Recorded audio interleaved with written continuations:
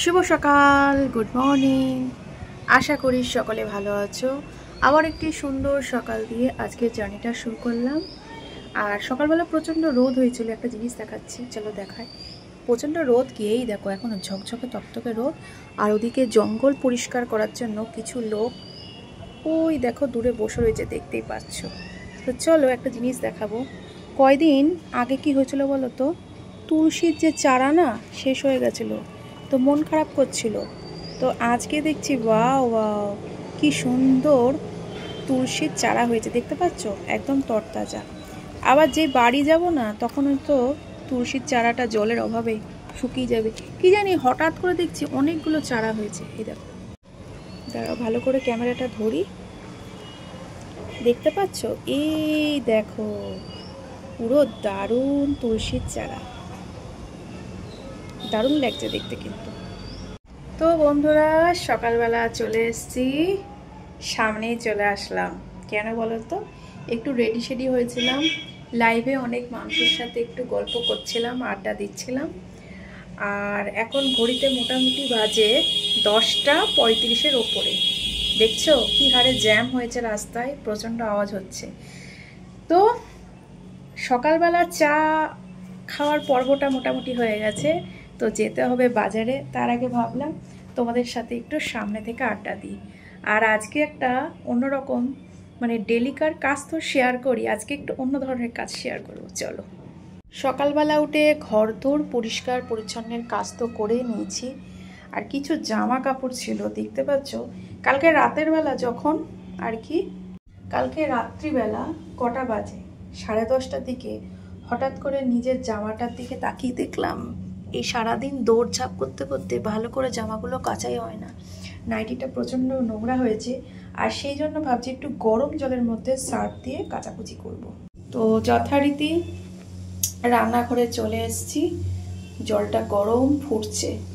আর সকালবেলা সব তো দেখা সম্ভব নয় বা দেখানো সম্ভব নয়। সকালবেলার ফার্স্ট কাজের মধ্যে সকালবেলা উঠে এই বাসনপত্র পরিষ্কার মাঝামাঝি এগুলো তো কাজ থাকে।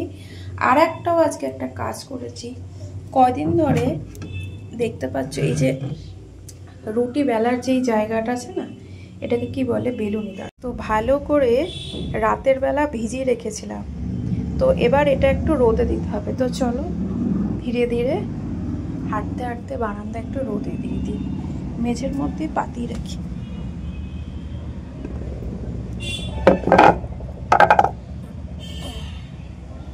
ব্যাস, রোদ পড়বে, মোটামুটি জলটা টেনে নেবে।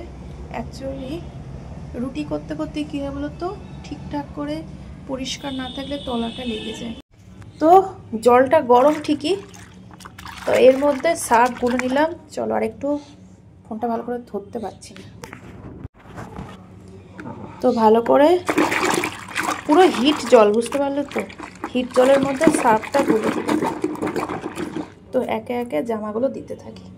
অনেক দিন কাচা হয়নি, আজ করব কাল করব করে করে করাই হয় না। তা দেখছি এগুলো না কাচলে আর নয়।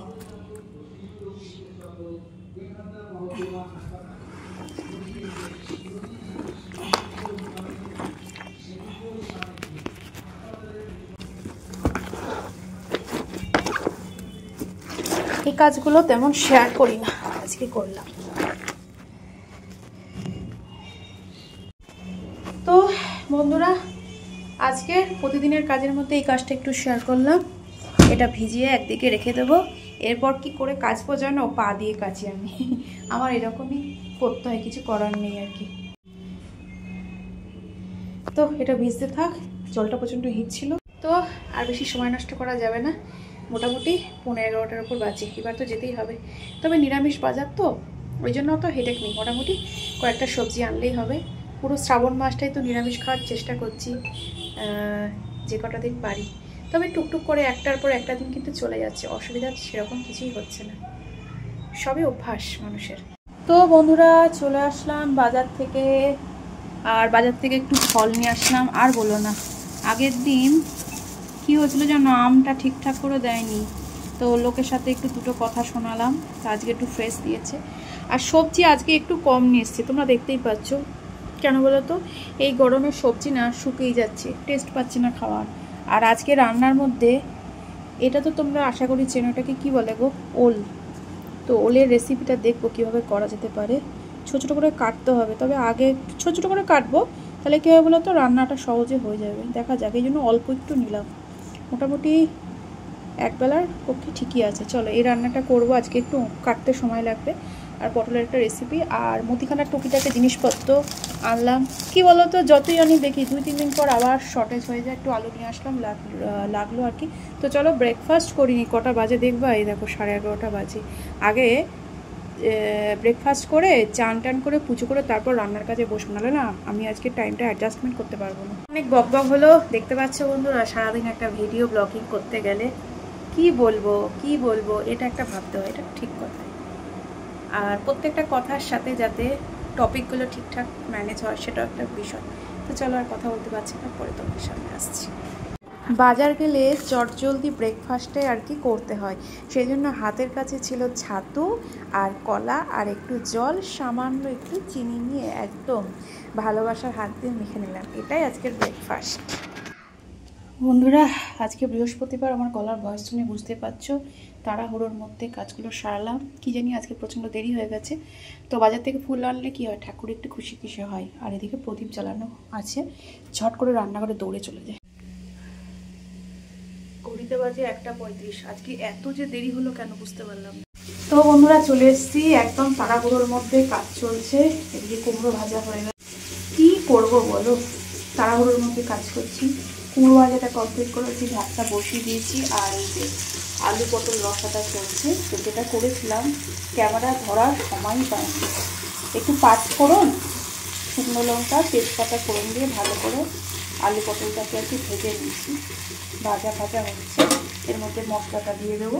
তো মশলার মধ্যে যেটা দিয়েছি, আদা, কাঁচা লঙ্কা আর জিরের গুঁড়ো আর লঙ্কার গুঁড়ো, ধনের গুঁড়ো, পুরোটা মিক্স। এখনো কচু রান্নাটা বাকি, যেটা সেদ্ধ করতে হবে। চলো পুরো মিশ্রণটা ভালো করে দিয়ে দিই। কী জানি আজকে কী যে কাজ করলাম, কয়েকটা জামা কাপড় কাচতে লেট হয়ে গেল। চলো তাকে কষাতে থাকি।